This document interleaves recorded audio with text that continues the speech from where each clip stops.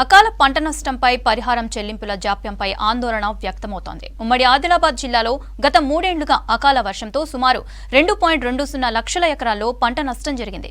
గత పాలకులు పంటల నష్టపరిహారం చెల్లించలేదు.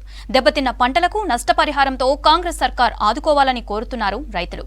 ఉమ్మడి ఆదిలాబాద్ జిల్లాలో పంట నష్టపరిహారం ఆందోళనపై రిపోర్ట్.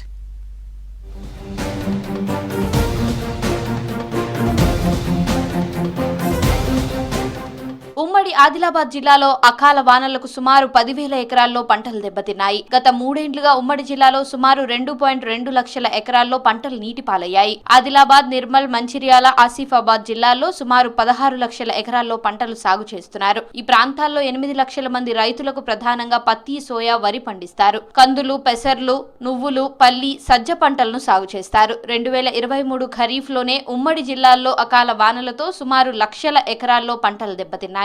ఇప్పటి వరకు నష్టపోయిన పంటలకు పరిహారం చెల్లించలేదు గత పాలకులు.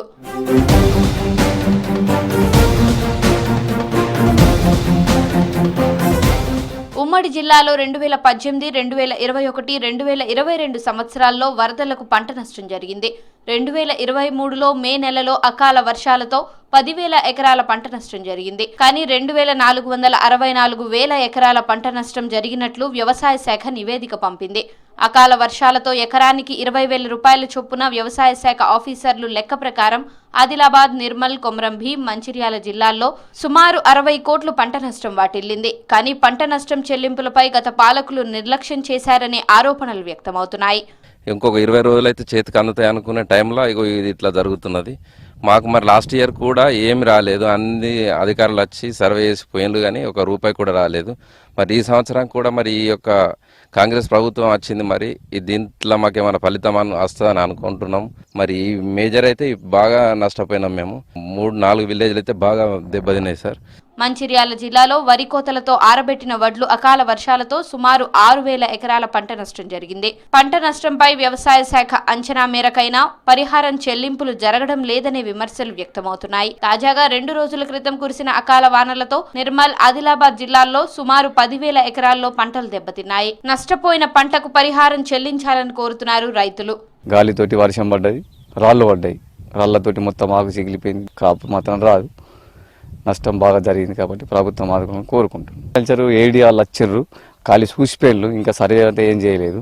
తొందరగా సర్వే చేసి గవర్నమెంట్ ద్వారా ఏమన్నా ఇప్పియాలని కోరుకుంటున్నాం. వర్షాలతో 33% నష్టం జరిగితే పంట నష్ట పరిహారం కింద లెక్కిస్తున్నారు. మరోవైపు కేంద్రానికి పంట నష్టం వివరాల నివేదిక సమర్పించిన అనంతరమే నిధులు రిలీజ్ చేస్తారు.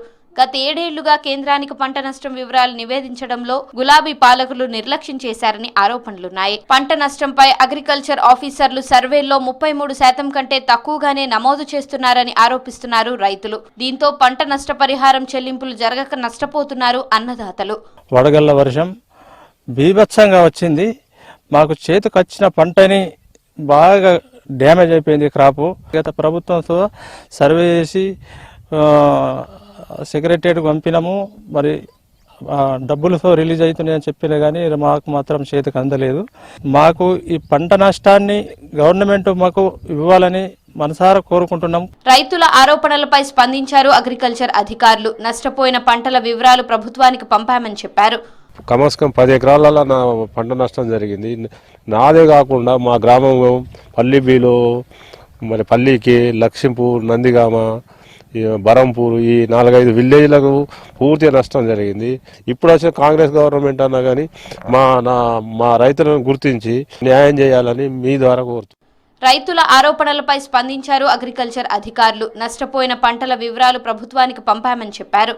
ఆదిలాబాద్ జిల్లాలో మార్చి 18, 19 తారీఖులలో భారీ వర్షానికి పంటల నష్టం జరిగింది. 18వ తారీఖున మేజర్గా తలమడుగు మండలంలో 880 ఎకరాలలో జొన్న, మొక్కజొన్న, కంది మరియు నువ్వుల పంట నష్టం జరిగింది. అట్లాగే 19వ తారీఖున కూడా వేరేగా ఒక 9 మండలాలలో 1120 ఎకరాలలో 724 మంది రైతులకు నష్టం వాటింది.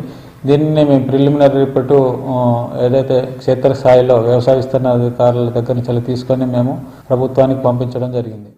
అకాల వానలతో జరిగిన పంట నష్ట పరిహారం వీలైనంత త్వరగా చెల్లించాలని రైతులు కోరుతున్నారు.